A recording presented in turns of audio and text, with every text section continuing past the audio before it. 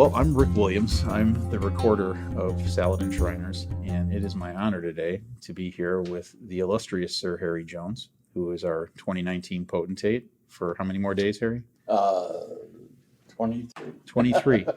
This is the first of what we're hoping to be a series of interviews with potentates and past potentates. And I'm just really honored that we started with you, Harry, and that we have a chance to talk. So I think what we're going to do is I'm going to take you all the way back to the beginning, and we'll move forward there. And why don't we start with the great question that I always start with: when and where were you born?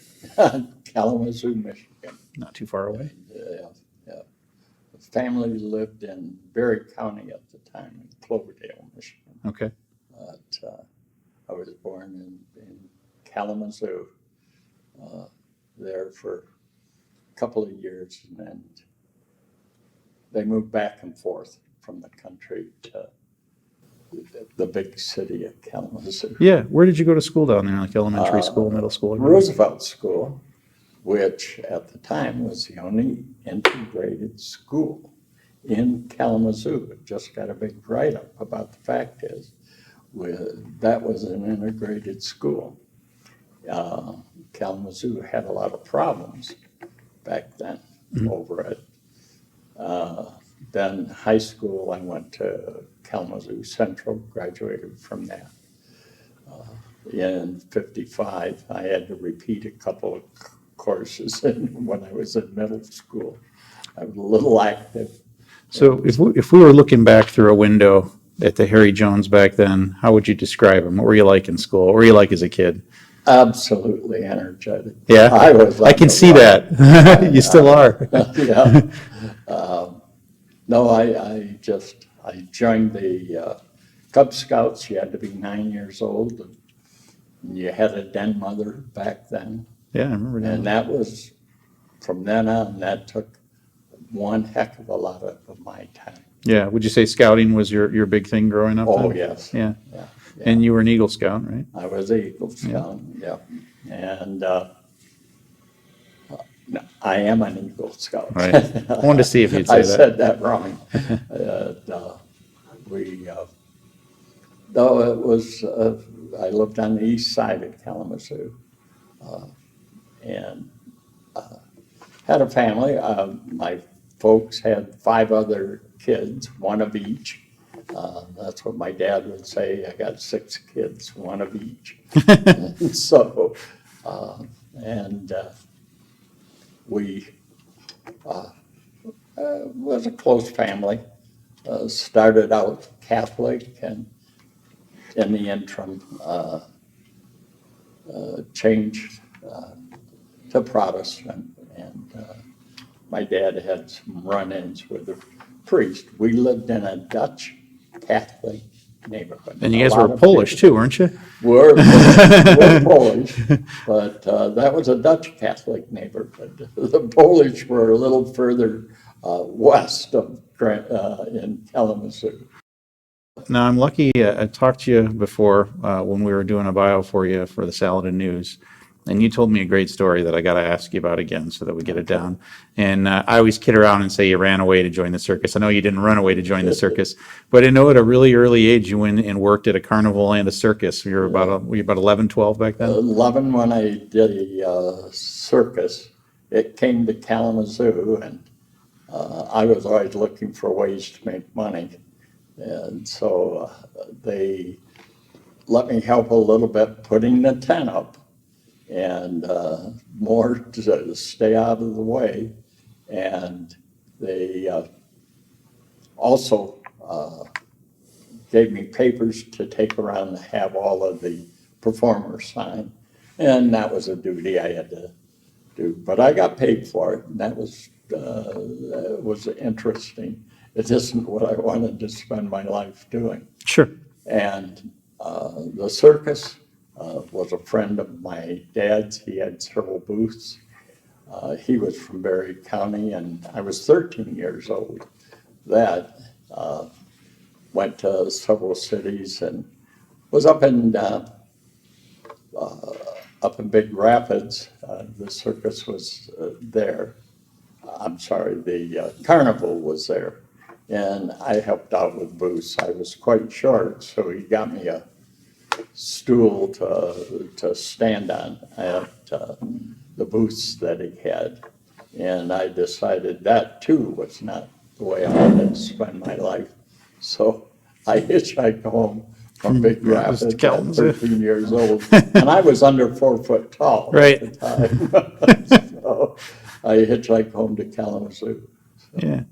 Now, I think, well, you graduated from high school, and I knew you were in the Navy. Did you go into the Navy straight out of high school? No. Okay. I spent a year. My dad was a engineer and primarily excavating. Worked for a company, and we bought into it. When I say we, I put up some money with my dad, and we bought into the excavating company. So then around Christmas time, 1956, it was still 55. And, I'm sorry, around 56, I decided it was time to go in the Navy. I'd been in the reserves, I'd been in the Sea Scouts. I'd gone through the Boy Scouts, got my Eagle, went through the Sea Scouts and got quartermaster. Oh, I didn't realize you had quartermaster. Oh, okay. Yeah, I got the quartermaster and the Sea Scouts. And we had explorers back then also. But Kalamazoo was Sea Scout ship number 1. We had a marching band and performed. I've, within the last year, encountered a couple of the fellows that were in the Sea Scouts with me. But Troop 12 was the Boy Scout troop.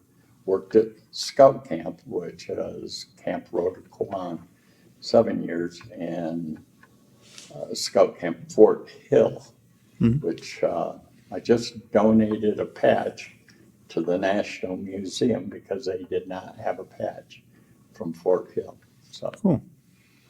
I'm gonna come back to scouting in a little bit because I know it's been a big part of your life. But you were talking about your height earlier, and I think that played into somewhat the role that you took in the Navy too. You went into the Navy, I'm assuming, down at Great Lakes.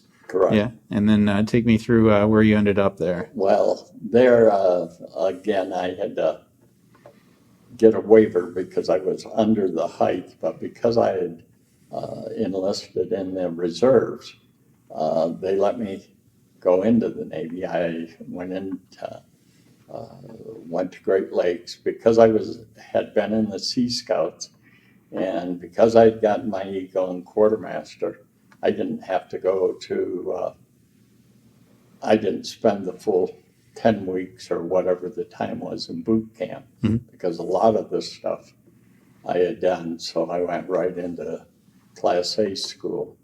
That was electronics and an electronics rank. And while there, I also played in the captain's band as a percussionist, better known as a drummer. And you went into the service on submarines, didn't you? I did. Yeah. There were about 3,000 signed up to go into submarines from Great Lakes alone. And by the time we got through all of the pre-testing, they were down to about 1,500, maybe a little less than that. And then we went through another testing, and they were down to 300 from the original 3,000. Then went off to New London. They tried to put me on another ship, and I said no. I had signed up for submarines, and I wanted submarine service. And the reason was the skipper of our Sea Scout troop had been on submarines in the Second World War, captured by the Japanese, did a couple of their marches, Oh my gosh. and he did an impression on me that I said, I'll be on subs. Yeah. Do you remember his name? What? really don't. That's okay. I don't remember all my scoutmasters either. So what boats did you serve on when you were in the I subservice? served on the Sea Leopard, was really the boat that I finally got when I went to New London and had the opportunity there really to pick the boat, and it was stationed out of New London at the time, and then got transferred down to Norfolk, Virginia. What type of sub was it specifically? It was a unique, it's called a guppy class. Mhm. And what they'd done is taken an old fleet boat, removed the bow, and made it round. Very similar to the boat that is up in Muskegon right Oh, yeah, now. the Silver Slide. So I'm a tour guide on that boat up there because it's pretty much like what we did. We were You've hit your head on all its important places? not me. I was short. Not me. I didn't hit my head. In fact, I always kid about the fact is when somebody asks, are you claustrophobic? And I said, no way, because my bunk, I couldn't turn over in my bunk. I had to get out, turn over, and climb back in because there wasn't, and I was small, and so but I enjoyed this submarine service. Yeah. First time I ever had live lobster was aboard that Oh, yeah? submarine. Yeah.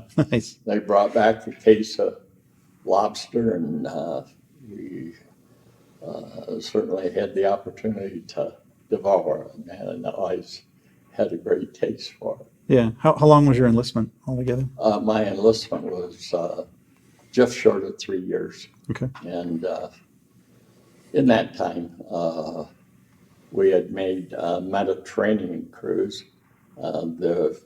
Our assignments were something that I'm not supposed to talk about. Sure, absolutely. And we went north a lot. We did chase Russian subs out of the Chesapeake Bay and out of New York Harbor. We followed them. We didn't chase them. They didn't know. We hoped that they didn't know we were following them. Mm-hmm. So, but it was interesting. I ended up spending some time. We went into dry dock at Charleston, South Carolina. Oh, yeah, beautiful town. And Yeah. they replaced a couple of the cylinders. I went in as an electronics technician. The rate was frozen, and I wanted to move up in rank.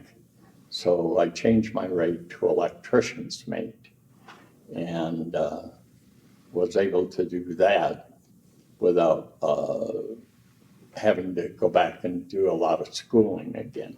Mm-hmm. And so I was electrician's mate aboard the sub. And we made a couple of trips, as I said, to Mediterranean. We did an ambassador cruise, made a cruise around, happened to be in the Mediterranean when they shelled the ships in the Suez Canal. Oh, yeah. Yeah. We made a trip over to that. I had an experience at that time. Our crew, we would have 3 sections in our crew. So on Thursday, one section could have from Thursday to Monday off. So we were in Monaco at the time, and so a third of the crew would take off and do that. Then on Friday, another third of the crew could have Saturday and Sunday off and come back aboard. So they were off, and that left a third of the crew. We were in port, and what happened, that's when Suez got shelled. I was one of the people that put on an SP. By then I'd grown a little more, Throw on the short patrol band. I was getting a new uniform every 6 months. I had to get a new uniform. But I put on an SP and a 45, went ashore. Any U.S. military person, we shanghaied them. They used to have an old name for them when they when they would go ashore and bring them on. The press gang? And we brought a couple of guys, a couple of U.S. pilots, and brought them aboard and started across the Mediterranean, and one of the fellows was claustrophobic. I'm claustrophobic where they doped him, handcuffed him, finally had a helicopter come and take him off the boat. We were we were about a third of the way across the Mediterranean from Monaco to Suez. It's crazy. Yeah. So, no, it was good duty, and if you're crazy, the submarine service is not for everyone. Sure. I remember you telling me a little bit about getting out and coming back home. So you came back to the Kalamazoo area, right? I did, and that's when I got involved. The captain aboard our ship was a Mason, so was the first officer. They were both Masons.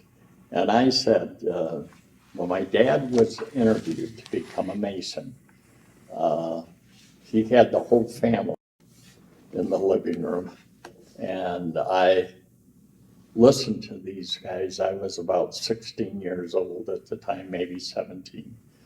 And they were telling the family what the Masons were and what the Masonic order did and where you could be. And I was so impressed that I said, boy, when I turn 21, I'm going to be a Mason. I turned 21 while I was aboard the ship. And so I started my work down there, petitioned in Michigan, but a fella from the local lodge in Norfolk, I did my fellowcraft with him, the first degree. And I did my fellowcraft with him, and it was just person to person, one to one. There was no book, no mouth to ear. No letters, nothing. I mean, it was mouth to mouth. And so then I came back to Kalamazoo on a leave and had the opportunity to stand exam, did my exam, Lodge 513. And that was your mother lodge? Yeah, Okay. and they're now in Otsego, Michigan. They moved out of the temple in Kalamazoo. And then went back aboard, and I'm sorry, that was my entered apprentice, not fellowcraft. I did my entered apprentice in Norfolk, did the work, and then stood exam in Kalamazoo. Then we went back, and that's when we went to Charleston.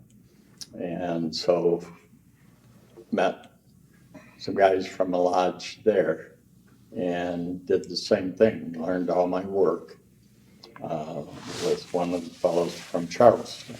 And it's a little different than what we now do. By that, I mean even the work and the wordings and that.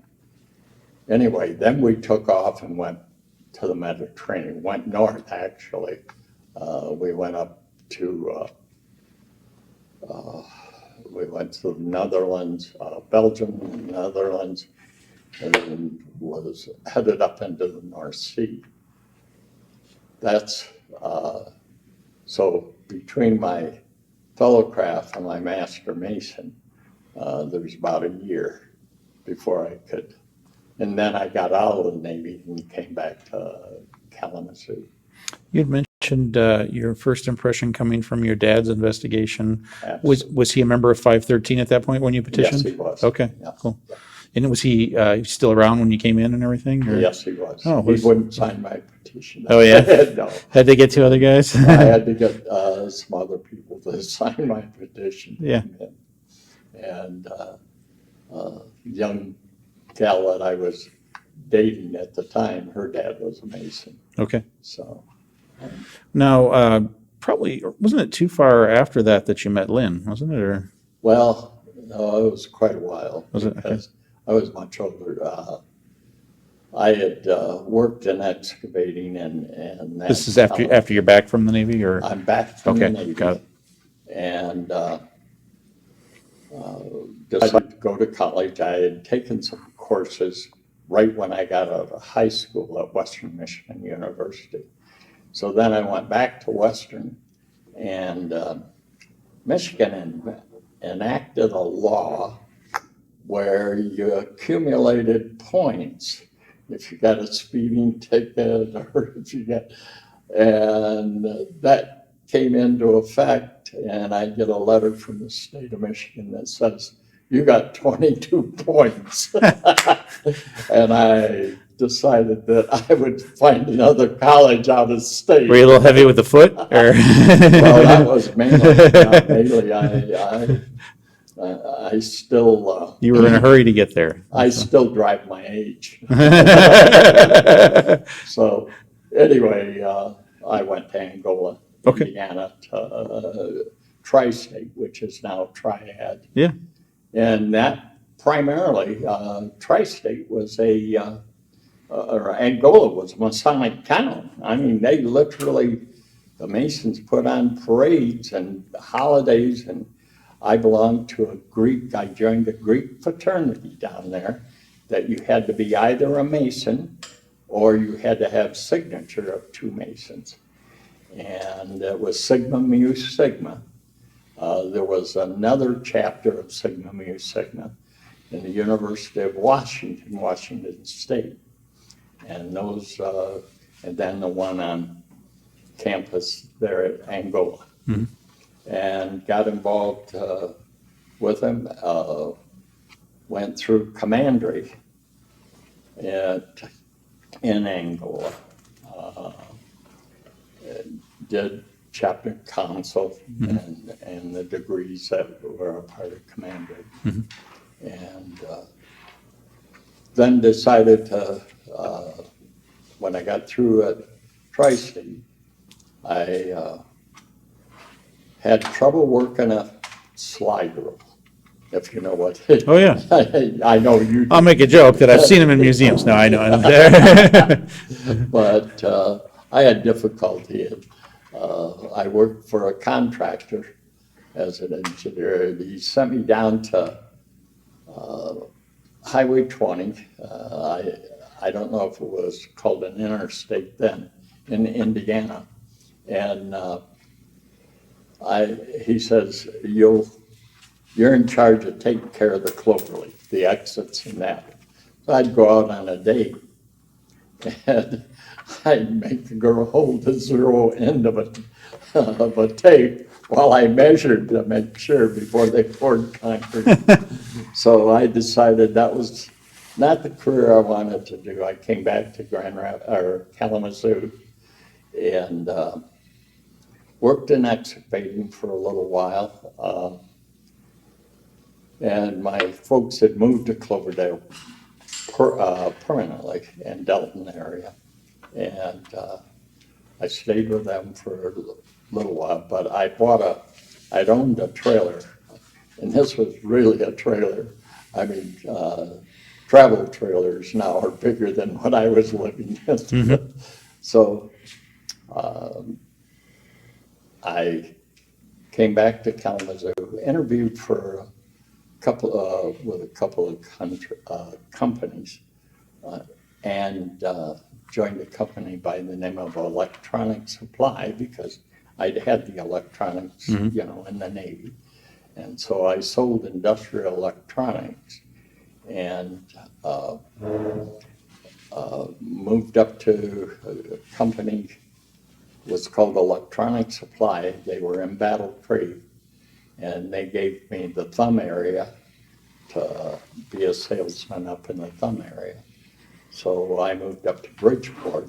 It was where I could put my trailer, and never called it a mobile home. It was always a trailer. And started clubs from Detroit would pass through, and there was a motel in front of the people that owned the trailer park also owned a motel in front. And they would stop there, stay overnight before they ventured on up, because they'd leave Detroit on Friday night from work. They'd stay in Bridgeport and party and then go up skiing. And so I got wrapped up with them and started skiing with them. And I remember you telling me at some point that you met Lynn from a ski this party, is didn't you? What happened Yeah. was I joined two of the clubs. I joined the Michigan Bell Ski Club, and I joined the Burros. And I was an officer right away in the Burros Ski Club. And they had a party at one of the armories on 8 Mile, and that's where I met Lynn. She was an officer from the Windsor Ski Club, and I met her, and 10 days later I asked her to marry me. And now we're married 56 years, going into our 57th. Yeah. So, and I knew her just 10 days before I asked her to marry me. We got married about 8 months later than that. So Would you tell her, how do you convince someone after 10 days you need to get married? I have no her dad was a life mason Okay. from Scotland. Okay. And so he said, okay, when I told you, she had been going with an attorney in Detroit, and to this day I asked her why she said yes. But that happened. I guess I stalked her for that 10 days, so I do have to say that. I would have been arrested today. Because I slept in the park on the Windsor in Canada in my car. So Cross borders for her. cross borders. You guys, so you got married, and I know that you raised a family, and both had real distinguished and lengthy careers in real estate. Why don't you tell me a little bit about your family, and then let's talk some about real estate. My family was, we had no children. We'd been married, a couple of years, and we had always tried to help someone out. My family is big, and there were Polish and Irish, and What a mix. yeah, what a mix. And so, well, I could never tell whether I was going to an Irish funeral or a Polish wedding. Because they're indistinguishable. The only difference was that at the Irish funeral, there was already Is the body? About 2 hours later, at a Polish wedding, there were bodies around. And fights break out at both of them, so it's hard to tell. But so one Thanksgiving, we said, the Lord take pretty good care of us. And I said to Lynn, let's take a child and share our Thanksgiving with him. We were going to have other family members there. So we went to Lakeside Children's Home. It was Lakeside Boys Home. And they said, oh, we got just a kid for you. And so we took this young man that had been fostered to the home, and we took him. They came to Thanksgiving. We had friends that by the name of Kitchen who had two boys his age. He was a little older than we thought we'd get, a 3-year-old or a 4-year-old. We ended up with a 9-year-old. He was 8 and turned 9 in February. But anyway, he joined us, and we enjoyed him. And so at Christmas time, we bought him skis because we were still doing a lot of skiing. And So he kept him at Christmas, and they said, "Would you like to keep him?" And we said, "Absolutely." So he moved in, and Kalamazoo County, who runs the program, the foster program down there, back then, if you didn't take the money, the state didn't give them the money. Well, I was naive at the time, and we wouldn't take the money. Should have taken the money, put it in the bank for him, and so, but he ended up with us off and on. They'd come and say, "Well, we got a foster home for him." And they wouldn't even warn us. They'd just say, "Pack his clothes," you know, and they'd already picked him up. And so, anyway, so 3 years ago, Bob has been with us. He's had, he and his wife have had 2 children. When later on we moved to Detroit again for real estate. But he had been with us off and on. When we moved to Detroit, he came to Detroit. We came back to the west side and to Grand Rapids, again, still part of the real estate. And he followed us over here and set up his own business here. 3 years ago, my grandchildren, his children, both married, had baby girls. And I said, "You're not going to hang out here like a foster kid anymore." I took him to court and adopted him. He was the oldest adoptee Grand Rapids had had at the time. He was 62 years old, and I adopted. Yeah. And the judge that did the adoption and did the final papers, she asked him if he had money that I was trying to get. So that was about the only question that she asked.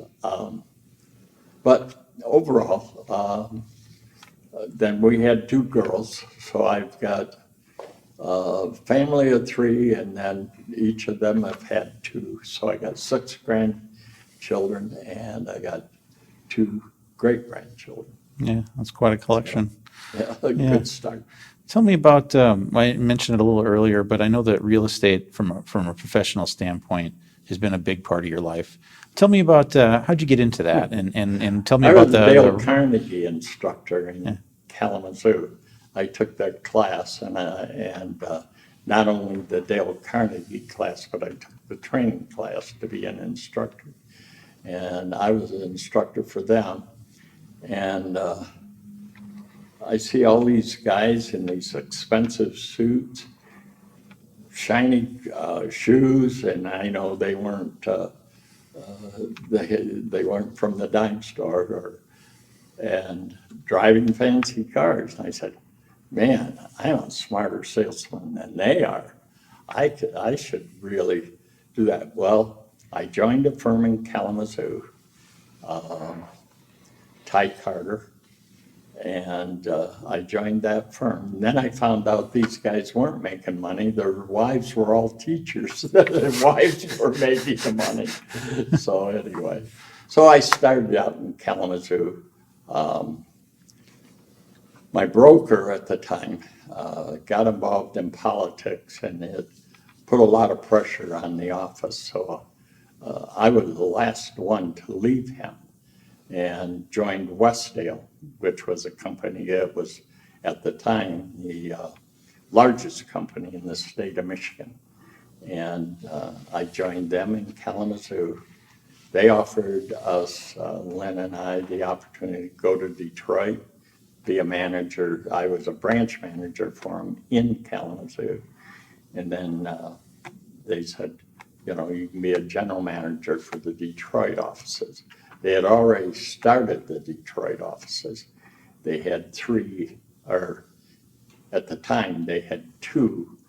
And I went over, another manager went from Grand Rapids, and he managed the east side of the offices on the east side of Detroit. And I opened two more offices, one in Farmington, Farmington we had, but Brighton and Canton, and there's a story with Canton. Myers was building a brand new superstore, 52 checkouts, and they had these spaces, offices inside their store. And so I talked to the manager on a Saturday morning. I call it, the manager said, you got to call Grand Rapids, talk to Fred Myers. I said, okay. He gave me a number. I called Fred Myers on a Saturday morning about 9 o'clock, and he answered the phone. And he says, up to the manager, if the manager will let you in. So I opened a Westdale office inside of Myers. And that sign still exists. I had the sign inside that turned and it was lighted. It's at Lake Michigan Drive in Covell. Okay. That's Cool. the sign. And I had that inside a Myers store. That store at the time, now I haven't been over there in probably 20 years, but had a glass front and you could see the sign outside as it turned This one around. and it lighted. Fred didn't like that, so the first thing he did is got me to stop spinning it. And then he had me turn it off, the light, but you could still see it outside. So I started, I managed the offices over there. And that was in the 70s, and we saw what was happening with the market. We weren't doing too well in the Detroit area. That's when the franchises were just starting. Real Estate One, Century 21. Real Estate One was the largest firm in the Detroit area. So we were able to negotiate. It wasn't a sale, but they took over the office with, I had about 100 salespeople over there. The manager that was on the west side, or on the east side of Detroit, he left and managed offices in Lansing for Westdale. So I ended up having 6 offices to manage, and some of them were 40, 50 miles apart, they go from one side to the other. But and then when we decided to close up the offices there, they said, would you come to Grand Rapids and take over the training? So I came to Grand Rapids and took over there and turned it into a profitable training program. So What did you love about real estate? What is it that you love about real People. estate? Yeah. the people. And you always had something to do. I mean, you were going all the time. I like Detroit. A lot of people don't like Detroit. But, as a mass, they've got a reputation. I'd knock on the door and they'd do all but grab you by the collar, pull you in, and offer you a drink because they're just like here. On an individual basis, the people in Detroit and the Detroit area, we lived in Livonia, but as I said, we had the offices in St. Clair Shores, Fraser, and East Detroit. There were 3 offices there then, plus the 3 offices I had, which was Farmington, Brighton, and Canton. So Now, you told me a great Masonic story about you that I didn't know, that your original fascination and love with it was seeing this investigation of your father. yeah, So you joined at a very early age, yeah. and your career took you around. When and how did you land in the shrine? How did you make your way to the shrine? When I came to Grand Rapids, I worked, I had the training in the main office, in the mall or by the mall where the Westdale had their offices. And there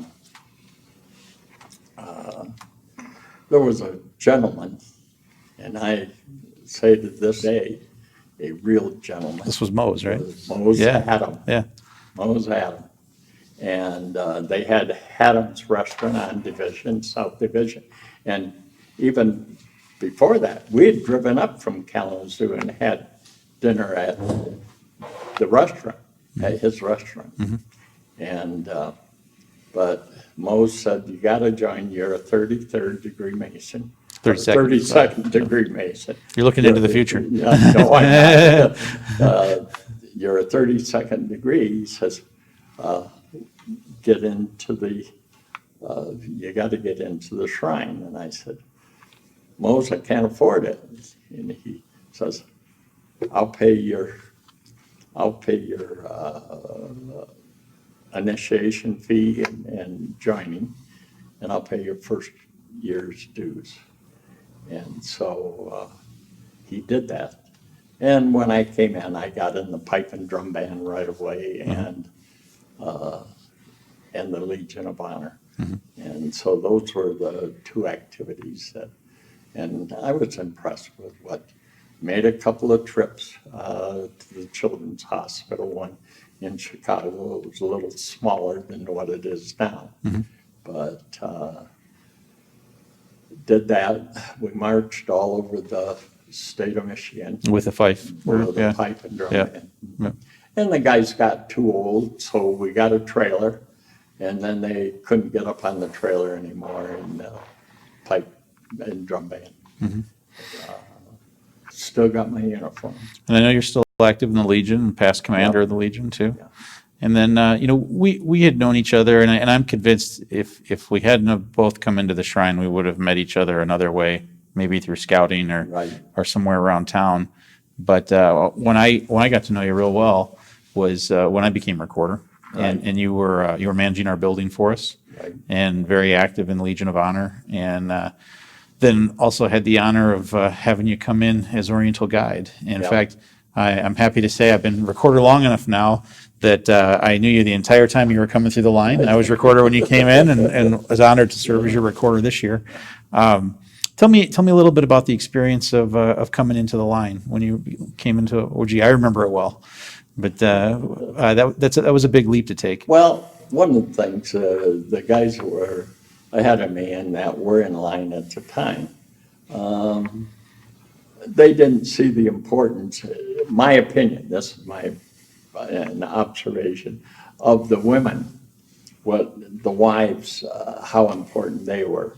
And the old guys, my age, old guys, my age, and who had been in it that long, they didn't want change. They wanted it, and we couldn't afford, and life had changed. They did not, they didn't want to change. And I felt that with me being older than the guys ahead of me and the guys behind me in line, I would have influence because I was the age of these guys, and could show them, a little at a time. That's how you eat an elephant, a bite at a time.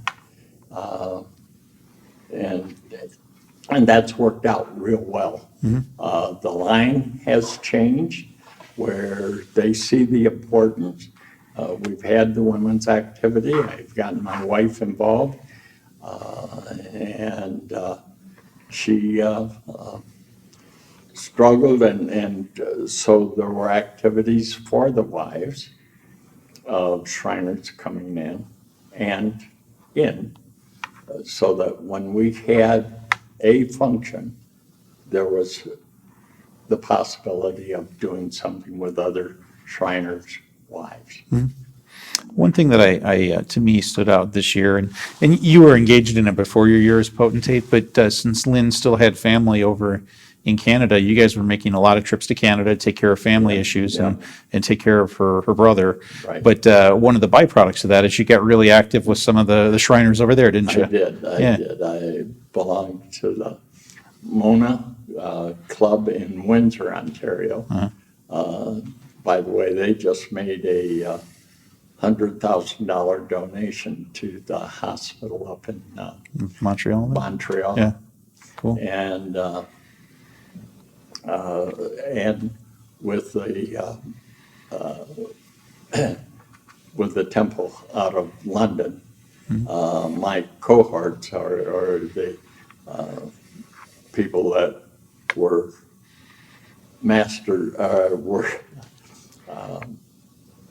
excuse me, that were potentates this year. Had the opportunity at a couple of the international functions to meet with them, and became friends with several of them, personal friends. So Now that the year is coming to a close, we just had our elections 2 days ago right. for the next group of guys, and we're finishing out this year. What sort of reflections do you have, either on this year or maybe that journey of coming through the line? Good memories, anything in Well, particular stand out for you? I got to say that a couple of the officers really are there. It was a team effort. It was not, I can't say that I've done anything on my own. It's a team effort. And the divan, that's our line, is called the divan. And the divan was there to help you. We started with a first Friday social night.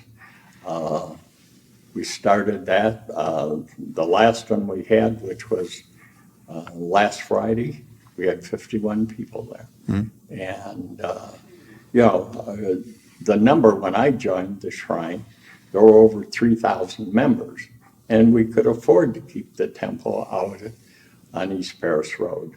Now we're down to around 800. And so it's a little more, and all organizations are doing that.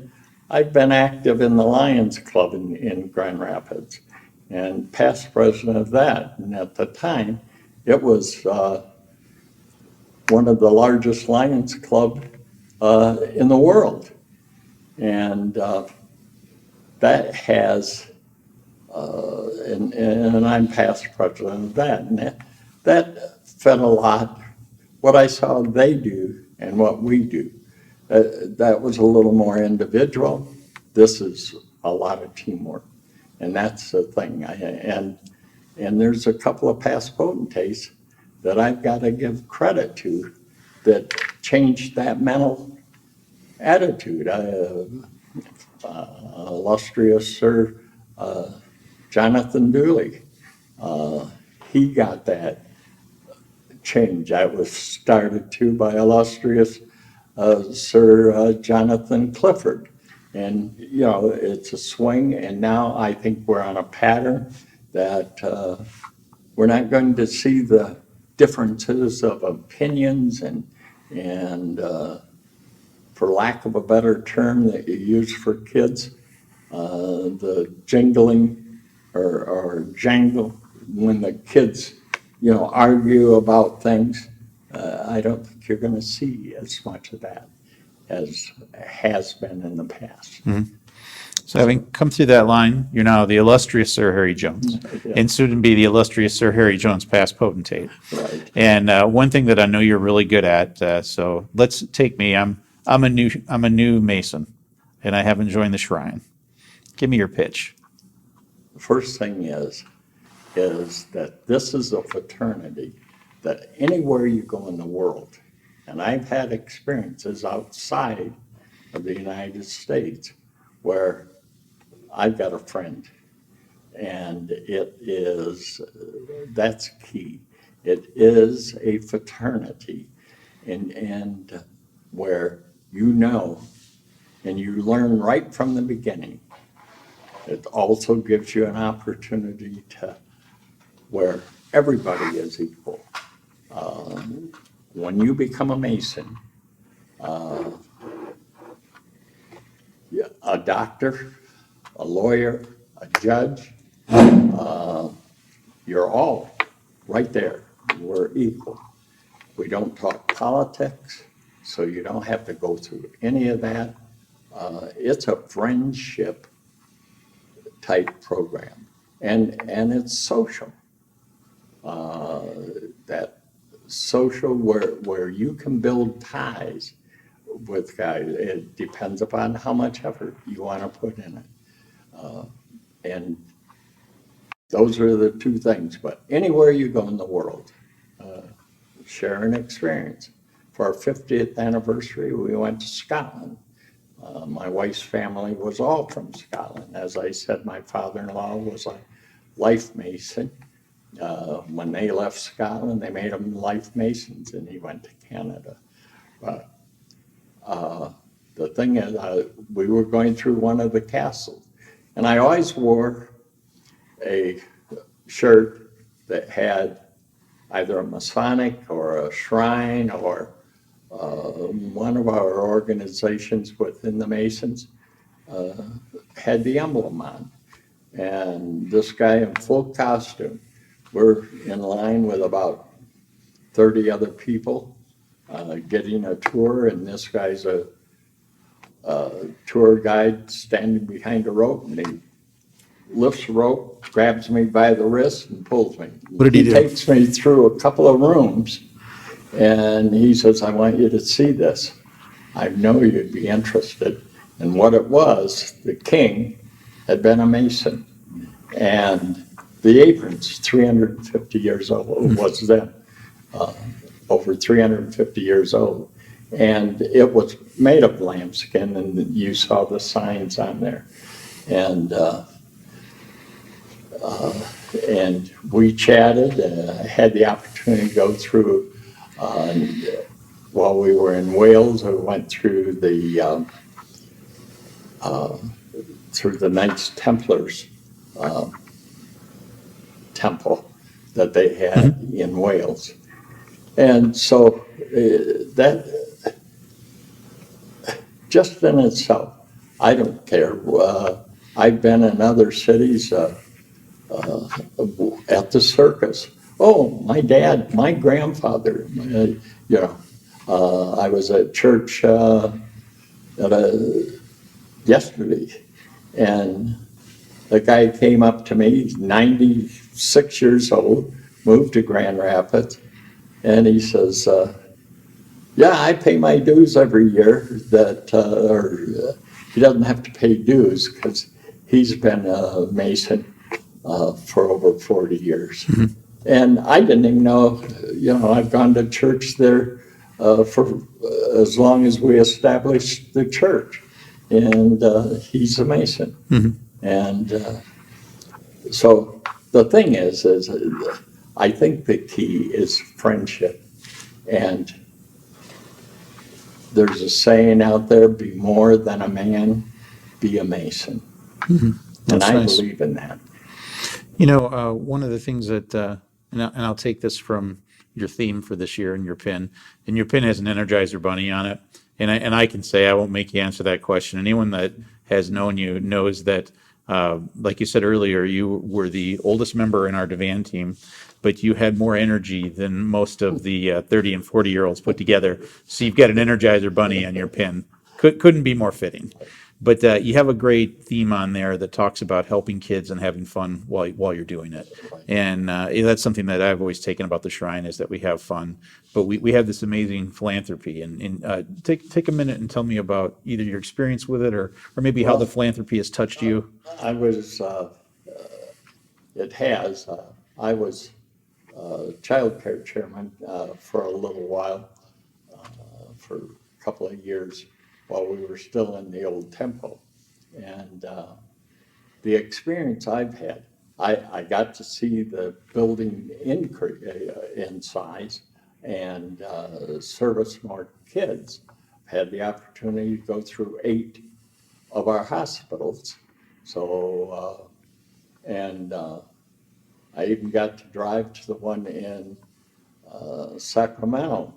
I was visiting my daughter out there, and I called, and the guy said, "You got a rental car?" And I said, "Yeah." And he said, "Would you take a kid to the hospital?" Because they lived in, they were in the Bay Area, San Francisco Bay Area, and Sacramento's not just across the street. Right. And so took the kids up there.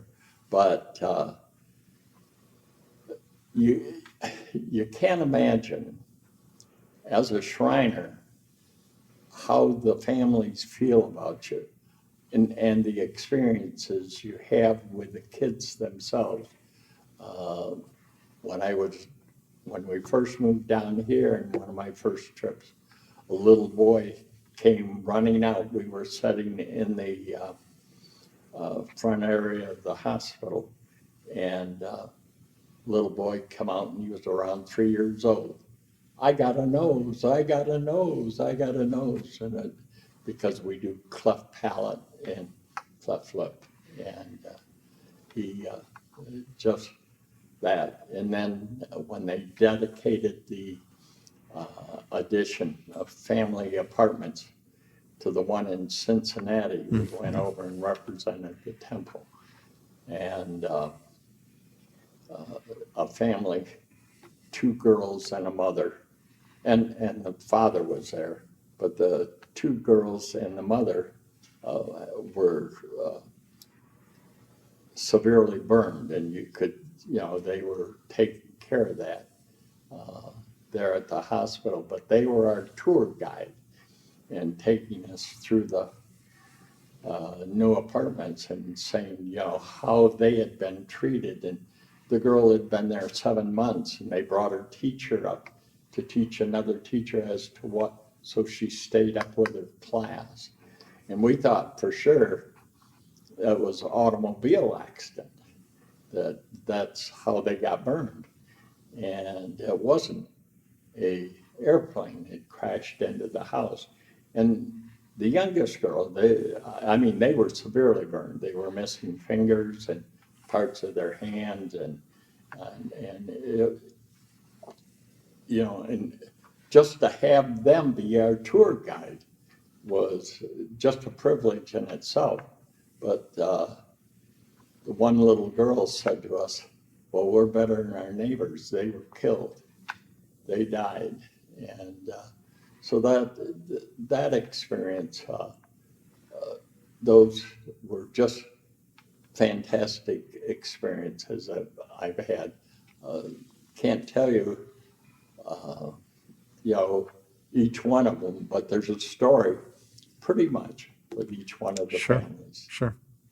Yeah. Well, Harry, I really appreciate you sitting down and talking today. There'll be a day when I'm no longer a reporter and I'm gone and you're gone, but the story you told today about your journey of your life and the shrine is always going to be out there for people to see. And I really appreciate you taking the time to sit down and talk with me. Well, I got to say that my journey in the Masons and in the shrine and in the Templar and that is not over. Not at all. I'm going to continue because I think it's a worthwhile. I think I still got something to offer. It's been a real privilege to be elected each year, to go through the line. It's an experience that you can't describe. I think anyone that is in the shrine that sees this should really consider getting in line. Do have to say one thing, you should be a little younger than I am when you get in line, because in May of this year, I'm going to be 84 years old, and it takes a lot of energy. Sure. And you got to be able to think with the rest of the line, with the changing, as things change. We did some strategic planning because we want to see the shrine continue to go on. I mean, it's 133, well, Sullivan's 133 years old. And Pamela was our first potentate. And you see the pictures on the wall of each of the potentates. And you wonder about, what did they gain? Because I think I gained more than what I was able to contribute. Mm-hmm. So, but Rick, thank you for giving me and Jeff, thanks for the opportunity to do this. Cool. Thanks, Harry.